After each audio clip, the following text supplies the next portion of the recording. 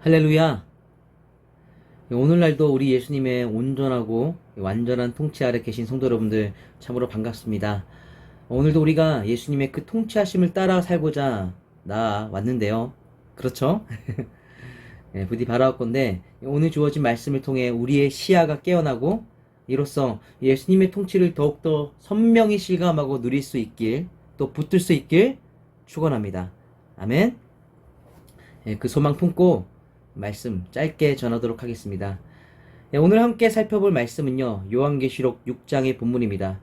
이 본문에서는 이 사도 요한에게 계시된 환상에서 일곱 인을 떼심으로 온 세상을 재앙으로 통치하시는 예수님의 모습이 나타나는데요.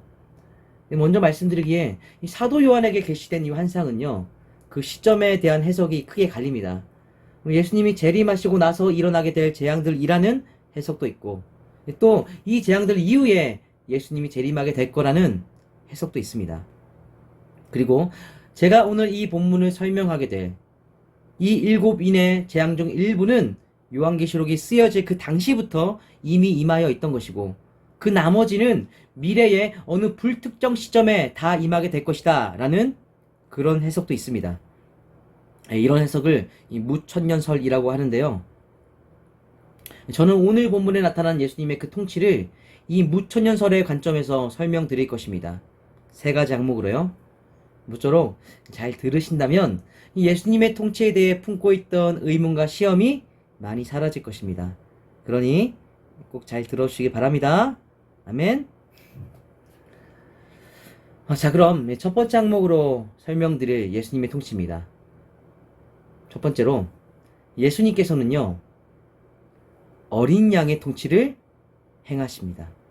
예수님이 어린 양의 통치를 행하신다. 여러분, 오늘 본문 1절 사도 요한이 예수님께서 통치하시는 하나님 우편에 그 하늘 보좌를 바라봅니다. 자, 그런데 놀라운 것이요, 그 예수님이 바로 어린 양의 모습을 하고 계십니다. 어린 양의 모습. 여러분, 이 보좌 위에 어린 양의 모습을 한 예수님은 대체 무엇을 상징할까요? 무엇을 의미할까요? 여러분도 이미 아시겠지만 어린 양은요, 이 죽음으로써 하나님께 드려져야 했던 그 죽음을 위해 악한 세력들로부터 순순히 결박을 당하사 모든 수모와 모략과 이 고통을 참음으로 십자가 위에 달리신, 그렇게 속죄제와 화목제의 제물이 되신 예수님을 상징합니다.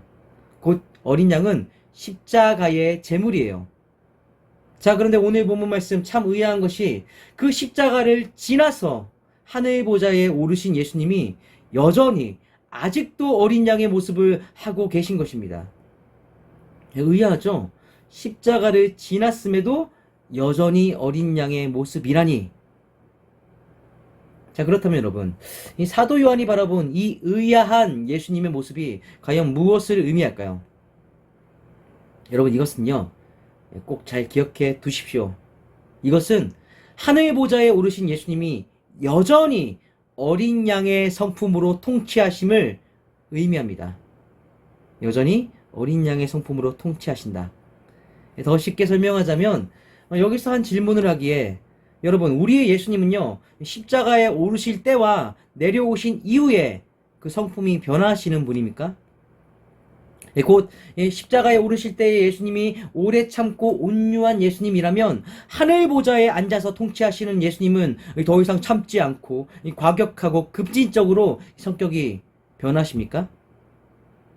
결코 그렇지 않습니다. 곧 십자가 위에 오르신 예수님이 어린 양에 오래 참고 온유하신 분이라면 그 이후 하늘 보좌에 오르신 예수님도 여전히 어린 양에 오래 참고 온유한 성품으로 통치하십니다. 자, 그렇기에 예수님이 십자가에 달리신 그때도, 그 이후 하늘 보좌에 오르신 후에도 예수님이 통치하시는 세상의 겉모습은요, 결코 급변하지 않습니다. 예, 보좌 위에 예수님께서 여전히 오래 참고 온유한 어린 양의 성품으로 통치하시기에. 자, 그리고 여러분, 이것이 바로 이 요한계시록의 당시 많은 교회들이 세상으로부터 극심한 고난들을 당하며 예수님이 온 세상을 지배하시고 통치하심에도 왜 교회가 세상으로부터 순환을 당해야 하는지, 그 통치에 대해 의심과 시험을 키워가고 있을 때 사도 요한을 통해 주어진 예수님의 답변이었습니다. 내가 여전히 십자가 위에서 그런 것처럼 오래 참고 온유한 어린 양의 성품으로 통치하고 있어. 그래서 세상에는 별다른 변화가 보이지 않을 거야. 곧 세상이 나를 십자가에 못 박아서 순환을 주었다면 그 세상은 변함없이 너희 교회에게도 순환을 줄 거야. 라고 답을 주신 것입니다. 이런 예수님의 통치로 인해 당시 모든 교회가 십자가를 짊어진 듯한 고통 속에 있었던 것인데요. 하지만 그럼에도 오늘 본문 말씀, 예수님이 하늘 보좌에 올라 7인을 떼는 그 통치를 시작하셨다는 것은 결국 이 마지막 날을 향한 심판으로 들어선 것이긴 합니다. 그렇기에 지금부터 살펴보게 될 예수님이 7인을 차례차례 떼는 이 장면들에서는 세상에 심판의 재앙이 내려지게 되는데요. 자, 그런데요, 여러분, 그 심판의 재앙 역시도 방금 예수님이 어린 양의 모습을 하고 있던 것처럼 조금은 기이합니다. 자, 이것이 다음 두 번째로 살펴볼 예수님의 통치인데요. 여러분, 이것도 잘 기억해 주십시오. 우리의 예수님은요, 앞서 말한 어린 양으로서 이 네 번째 인을 떼시기까지는 바로 일반적 재앙의 통치를 행하십니다.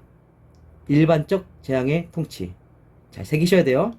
자, 이것이 무슨 말인가 하면, 여러분, 오늘 본문 말씀 2절에서 8절 말씀을 보면 예수님께서 첫 번째에서 네 번째 인을 떼시기까지 이 말을 탄 자들이 등장하고 그들이 세상에 재앙을 일으킵니다.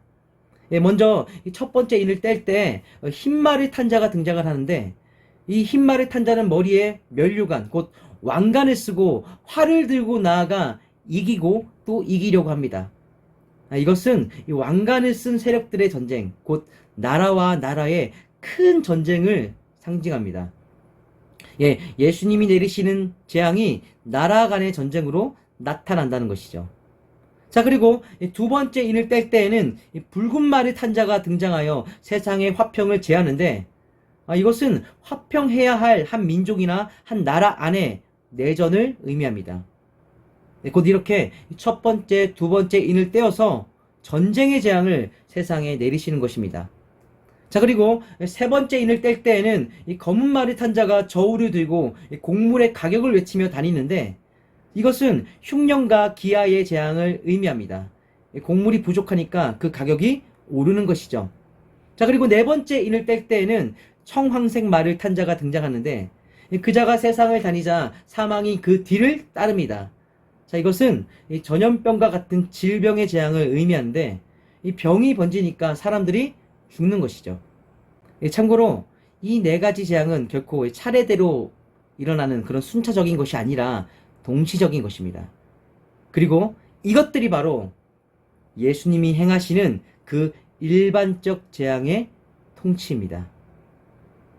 왜 일반적인가 하면요, 왜냐하면 이 재앙들은 겉보기에는 성도와 비성도를 구별하지 않고 주어지기 때문입니다. 여러분, 한번 생각해 보십시오. 전쟁이 성도와 비성도를 구별하여 주어집니까?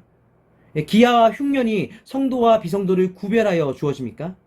질병이 성도와 비성도를 구별하여 주어집니까? 아니죠. 이 재앙들은요, 성도와 비성도를 구별하지 않고 모든 사람들에게 일반적으로 주어지는 재앙입니다. 예수님께서 그런 재앙으로 세상을 통치하신다는 것이죠. 자, 그렇게 여러분, 여기에는요, 꼭 전쟁, 흉년과 기아, 질병, 이런 것들만 포함되지 않습니다. 세상에 성도와 비성도를 구별하지 않고 일어나는 재앙들이 그 얼마나 많습니까? 그런 모든 일반적인 재앙들을 다 포함하는 것이죠. 자, 그리고 여러분, 바로 이 일반적인 재앙의 통치를 오늘 우리가 반드시 마음에 새겨 명심해야만 합니다. 왜요? 이 일반적 재앙의 통치까지가 바로 오늘 우리가 속한 시대이거든요. 자, 이것을 설명하자면, 여러분, 앞서 이렇게 설명했습니다. 예수님께서 어린 양의 통치를 행하시기에 예수님이 십자가에 오르신 때나 하늘 보좌에 오르신 때나 이 겉보기의 세상에는 별다른 변화가 없다고요. 하지만 이 겉보기엔 그럴지라도 보좌에 앉으신 예수님은 온 세상에 마지막 날을 향해 가는 심판의 재앙을 진행하시는데, 헌데 그 재앙들도요, 성도와 비성도를 구별하지 않는 재앙입니다. 그래서 우리 성도들에게는 의심을 주게 되죠.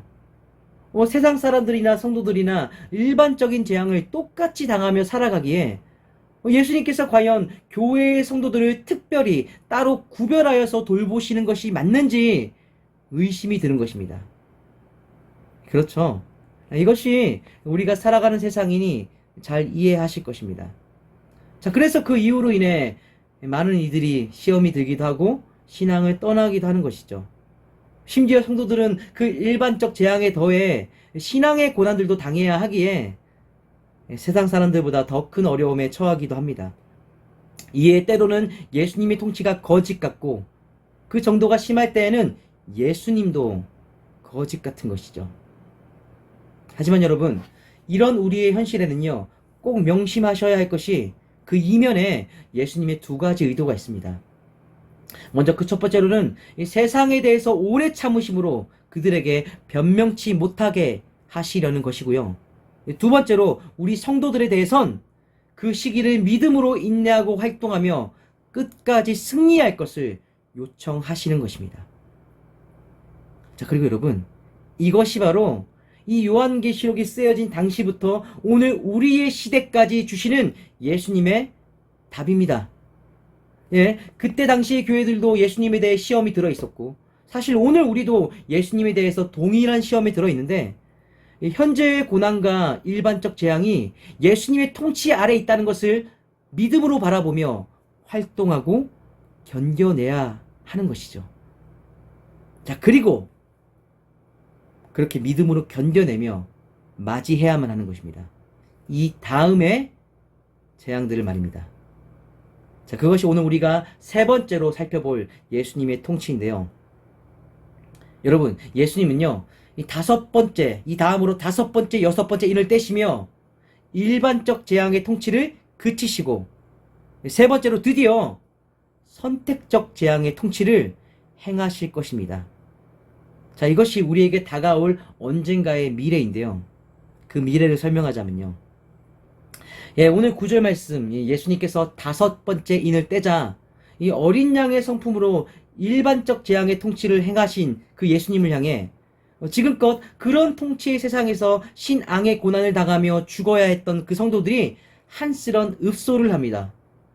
대체 언제 우리의 핏값을 세상에 갚아주시겠나이까? 라고 말입니다. 자, 그러자 예수님은 답변하시죠. 11절에서 신앙의 고난을 겪으며 죽은 성도들의 수가 당신이 정한 수까지 차면 그때 갚아주시겠다 라고 말입니다. 군 여러분, 예수님의 일반적 재앙의 기간은 분명히 끝마치는 때가 있습니다. 자, 그리고 그때가 되면 12절 말씀, 예수님은 여섯 번째 인을 떼시며 드디어 선택적 재앙의 통치를 시작하십니다. 바로 15절 16절 말씀에 드러나듯 이 땅의 임금들과 왕족들과 장군들과 부자들과 강한 자들과 모든 종과 자유인이 산들과 바위에게 말하되 우리 위에 떨어져 보좌에 앉으신 이의 얼굴에서와 그 어린 양의 진노에서 우리를 가리라. 이렇게 성도가 아닌 자들에게만 선택적으로 진노를 쏟으시는 선택적 재앙의 통치를 시작하시는 것이죠. 그 통치가 일곱째 인을 떼기까지 이어질 텐데요. 그것이 바로 마지막 날입니다. 군 여러분, 예수님께서 정하신 그 오래 참고 온유한 어린 양으로서의 통치의 기한은 곧 지금 우리가 겪는 예수님의 통치에 대한 시험의 기간은 한정이 있습니다. 이 한정된 때가 지나면 성도들과 성도 아닌 자들을 명확히 구별하시는 재앙의 심판이 시작될 것입니다. 그때까지 우리는 믿음으로 기다리고 견뎌야 하는 것이죠. 자, 그리고 여러분, 잘 기억하십시오. 예수님의 이런 재앙의 통치가 바로 다시 이루어지는 출애굽입니다. 다시 이루어지는 출애굽이에요. 여러분, 이 출애굽기의 10가지 재앙을 안다면 한번 떠올려 보십시오. 세 번째 재앙까지가 온 애굽 땅에 내리는 일반적 재앙이었고요. 네 번째부터 마지막 10번째 재앙까지가 이스라엘 사람과 애굽 사람들을 구별하는 선택적 재앙이었습니다. 그리고 그 재앙들의 목적이 바로 당신의 백성들을 약속의 땅으로 구별하여 드리는 것이었고, 당신의 백성들이 애굽 사람들로부터 높임받게 하는 것이었으며, 또한 하나님께서 유일한 참 신이심을 인정받는 것이었죠. 그렇게 하나님과 백성들을 영화롭게 하는 것이 그 재앙들의 목적이었습니다. 자, 그리고 여러분, 오늘날도 똑같다는 것이죠. 지금 현재 어린 양의 성품으로 일반적 재앙의 통치를 하고 계신 우리 예수님은 언젠가의 미래 당신이 정하신 때가 되면 반드시 선택적 재앙의 통치를 시작하시며, 이 모든 재앙의 출애굽을 통해 결국 당신과 백성인 우리들을 영화롭게 하실 것입니다. 아멘? 예, 그 미래를 바라보고 또 현재를 가늠하고 견디라고 예수님은 오늘 이 요한계시록의 환상을 당시의 교회들로부터 또 오늘 우리에게까지 보여주시는 것입니다. 우리가 시대를 가늠하지 못해서 암흑과 시험 속에서만 보내지 않길 구하신 것이죠. 자, 그러니 현재 이 어린 양 예수님의 일반적 재앙의 통치의 세상에서 살고 계신 우리 성도 여러분, 결코 그 세상에 대해 깊은 시험에 빠지지 마십시오. 예수님의 이런 통치는 언젠가의 날 반드시 끝마치게 되어 있습니다. 그리고 그 날이 되면 드러날 것입니다. 예수님의 선택적 재앙의 통치와 함께 예수님을 믿는 우리가 옳았다는 것이 드러나게 될 것입니다. 아멘. 그날까지 오직 믿음으로 인내하고 승리하는 우리의 모든 교회가 되길 말씀을 전하며 간곡히 축원합니다. 할렐루야. 아멘. 제가 잠시 기도하고 마치도록 하겠습니다. 잠시 기도하겠습니다.